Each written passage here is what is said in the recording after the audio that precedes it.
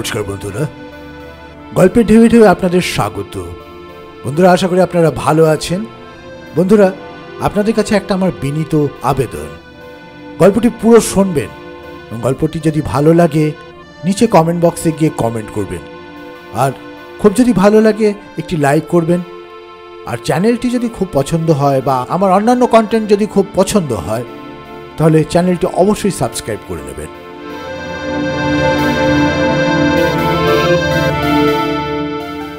আজকের গল্প পড়ব শিবরাম চক্রবর্তীর গৃহ সমস্যার সমাধান।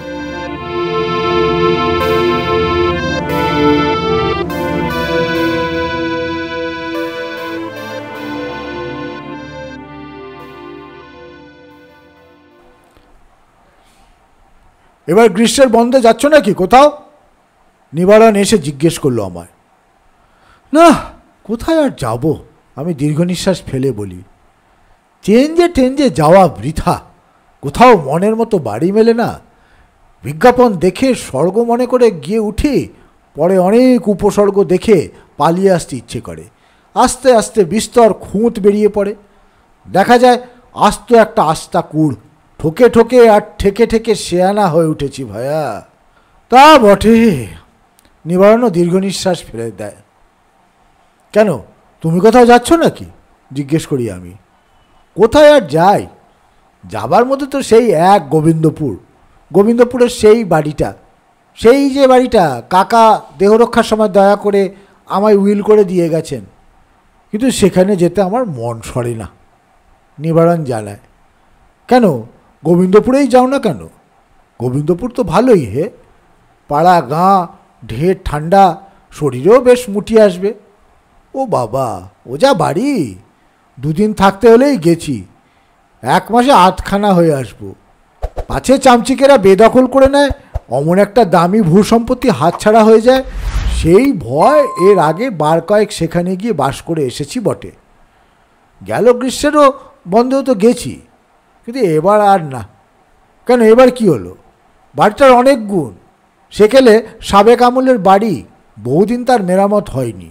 কেবল মনে হয় এই বুঝি হুড়মুড় করে সব শুদ্ধ ঘাড়ে এসে পড়ল। নিবারণ দুঃখ করে। ভেঙে পড়বেও কোনো দিন, হয়তো এই বর্ষাতেই। যদিও আমার ব্যক্তিগত আশঙ্কার কোনোই কারণ ছিল না, তবু নিজের অজ্ঞাতসারেই একবার নিজের ঘাড়ে হাত বুলিয়ে নিলাম। যত সব তোমার কুসংস্কার, অমন একটা খুঁড়তুতো সম্পত্তি কি ফেলনা হে? কার কাকা কজনকে দিয়ে যায় শুনি, হেলা ফেলা করতে আছে। ছি! কিন্তু নিবারণ কোনো উৎসাহ পায় না। না, গোবিন্দপুরে যাচ্ছি নে, প্রাণ গেলেও আর না। তবে একটা মতলব মনে এঁটেছি। বেচে ফেলতে চাও? বেচে ফেলবার মতলব করেছ? কেউ কিনলে তো? বহুবার চেষ্টা করেছি, বিজ্ঞাপনও দিয়েছি বহুত, কোনো ফল হয়নি। খদ্দেররা যত অখদ্দে। ভারী দুঃখের কথা। কেন, কিনছে না কেন? বাড়িটা চতুর্সীমায় কোনো ইদারা বা পুকুর কিচ্ছু নেই, ভারী জলকষ্ট। সেও একটা কারণ বই কি। বাগানের মাঝখানে একটা টিউবওয়েল রয়েছে বটে, কাকাই বসিয়েছিলেন, কিন্তু সেটা খাটানোই আছে। তার কোনো খাটুনি নেই, তার খেয়াল মতো খুশি মতো সে জল দেয়।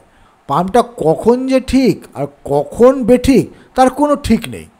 কপাল খুলল তো কল খুলল, জল মেলে, নইলে এই দারুণ গরমে শুকিয়ে মরো। ভারী বিচ্ছিরি তো। গ্রীষ্মের বন্ধে ওখানে যাওয়া আর সাহারা ভ্রমণে বার হওয়া একই কথা দেখছি। সেই কথাই তো বলছি। নিবারণ আক্ষেপ করে। আবার ওধারেও আছে, বর্ষাকালে ফুটো ছাদ দিয়ে হুস হুস করে জল পড়ছে, তখন যত জল চাও। এক কাজ করো না কেন, নতুন একটা নলকূপ বসিয়ে বাড়িটাকে সারিয়ে সুরিয়ে বোকা হাবা কাউকে একটা পাকড়ে ধরে বেঁধে বেচে দাও না কেন? বাড়িটা সারাতে যা খরচ পড়বে তা সিকি দামেও কেউ কিনতে চাইবে না, সে বিষয়ে আমি নিঃসন্দেহ। তাহলে আর কি মতলব এঁটেছ? বেচবেও না যদি? ভাবছি খবরের কাগজে ভাড়াটের বিজ্ঞাপন দিয়ে দেখি। অনেকে তো পাড়াগায় বায়ু পরিবর্তন করতে যায়, পাড়াগায়ের আবহাওয়া পছন্দ করে, তাদেরই একজন টোপ গিললেও গিলতে পারে। আর এদিকে আমি 3 মাসের ভাড়ার টাকাটা আগাম না বাগিয়ে নিয়ে, না এই নিদারুণ গ্রীষ্মকালটা শিলং কি দার্জিলিং কোথাও গিয়ে আরাম করে কাটিয়ে আসি গে। হ্যাঁ, এটা খুব ভালো মতলব বটে।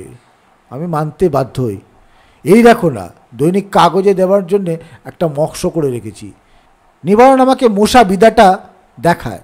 ভাড়া খুব বেশি চাইনি, 50 টাকা মাসিক, 3 মাসের 150 টাকা অগ্রিম দেয়। খুব মন্দ কি?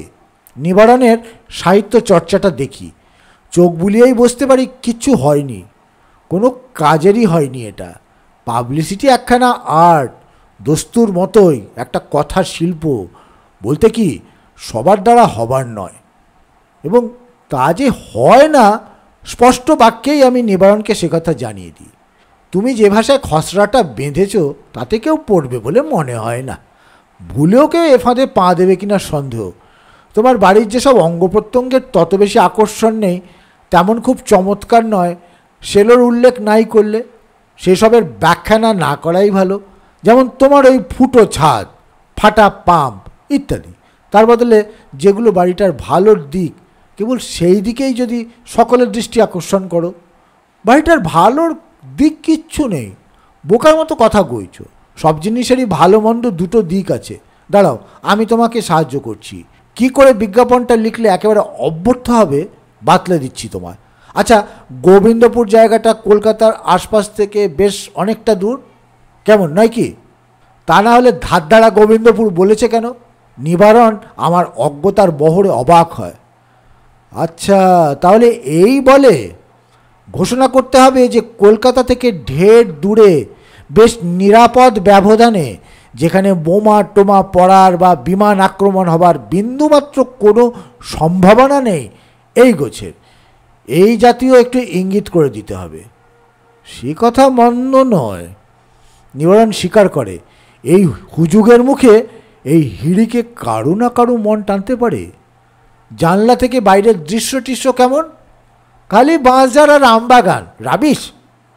তাহলে লিখতে হবে বাতায়ন পথে সবুজ বনানীর অনির্বাচনীয় শোভা, বেতসকুঞ্জের চিরনবীন শ্যামলতা, প্রাকৃতিক সুষমার অফুরন্ত খনি, প্রকৃতি দেবীর লীলানিকেতন ইত্যাদি ইত্যাদি।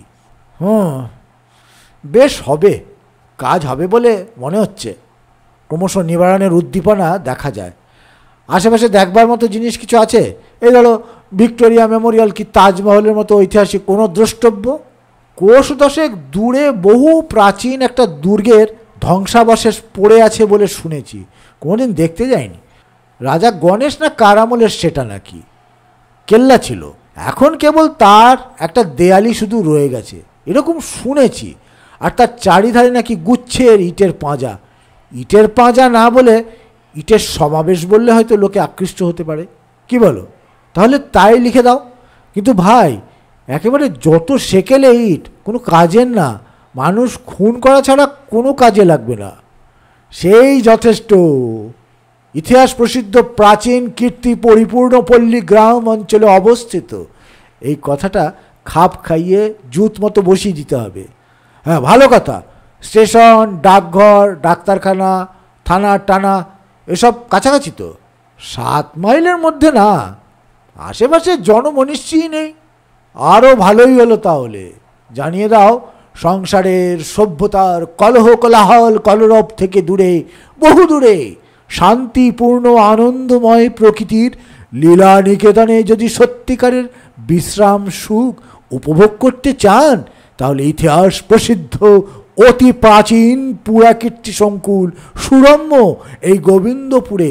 দাঁড়াও, সমস্তটা আমি ভালো করে ছকে দিয়ে যাচ্ছি বলে কথায় যদি চিড়ে ভেজাতে না পারলাম, তাহলে বৃথায় এতদিন সাহিত্য চর্চরি করেছি। বেশ, এইটাই তাহলে খবরের কাগজে পাঠিয়ে দেবো। কেউ না কেউ টোপ গিলবে, কি বলো? গিলতেই হবে, কিন্তু খবরের কাগজে না। কাগজের বিজ্ঞাপনে কেউ বিশ্বাস করে না আজকাল। বার ঠকেছে কি না, আমার মতোই ঠকে রয়েছে, ঠকে চোটে মোটে রয়েছে। আমি তাকে বাতলাই, তার চেয়ে বরং চেনাশোনা বন্ধুবান্ধবদের মধ্যে চিঠির মতো করে বিলি করো, বেছে বেছে। বোকা দেখে দেখে একে একে পত্রাঘাত করো, দেখো ফল হয় কি না। বিজ্ঞাপনের ভাষায় চিঠি লিখে শুভেচ্ছা জানিয়ে ডাকে ছেড়ে দাও, ব্যাস। তারপর দিন 7 জন্যে কি একটা কাজে কলকাতার বাইরে যেতে হয়েছিল। বাড়ি ফিরে সিঁড়িতে পা বাড়াতেই উকি মেরে দেখি একজন নিচের ঘরে একটি ছোট্ট মেয়ের মুখোমুখি বসে মুস্কো একজন ভদ্রলোক অনেক কিছুই বসাচ্ছেন। লোকটিকে চিনি চিনি ঠেকলো, কিন্তু খুব মিঠে বলে বোধ হলো না আমার। আড়াল দিয়ে পাশ কাটিয়ে ওপরে উঠে গেলাম। বিনির সঙ্গে চোখাচোখি হতেই সে উচ্ছ্বসিত হয়ে ছুটে এলো। দাদা দাদা, গৃহ সমস্যার সমাধান হয়েছে, মাসিমাদের আর আমাদের একসঙ্গে। তুমি তো পছন্দসই বাড়ি পাও না বলে কলকাতার বাইরে পা বাড়াতেই চাও না। আমি এইখানে এই ঘরে বসেই দিব্যি একটা বাড়ি ঠিক করে ফেলেছি। 3 মাসের ভাড়া আগাম পাঠিয়ে এর মধ্যে বাগিয়েও ফেলেছি। ভাড়াও খুব বেশি নয়, 50 টাকা মাসে, পাছে আর কেউ চট করে গেঁথে ফেলে। সেই জন্য টাকাটা টিএমও করেই পাঠিয়ে দিলাম। পুলিশ কি? কোথায় এই ভূস্বর্গ আবিষ্কার করলি? আমি দমে গিয়েও বিস্ময় দমন করতে পারি নে। তোমার বন্ধু নিবারণবাবু তাদের গোবিন্দপুরের বাংলোটা ভাড়া নেবার জন্য তোমাকে চিঠি লিখেছিলেন। বন্ধু বান্ধবদের মধ্যে কেউ যদি চেঞ্জে যায় তাহলে 100 টাকার জায়গায় 50 টাকা ভাড়াতেই তিনি বাড়িটা ছেড়ে দিতে রাজি আছেন। সত্যি ভারী ভালো লোক তোমাদের নিবারণবাবু, বড্ড বন্ধুবৎসল।